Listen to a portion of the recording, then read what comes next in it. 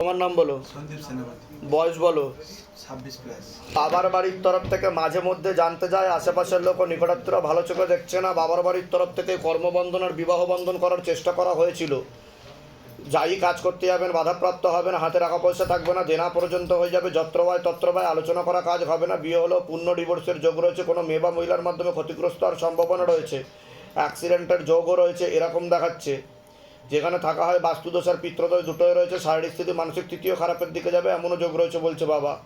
কোনো প্রশ্ন আছে বলো। ওই একটা বিজনেস করতে যাচ্ছি। কি হচ্ছে বিজনেস করতে গেলে? ওই বিজনেস তো ফেল হয়ে যাচ্ছে, যেটা বললেন আমি তো জানি, বুঝতে পেরেছি। ঘনিষ্ঠ হয়েছে বলছে বাবা ওই মহিলার সাথে।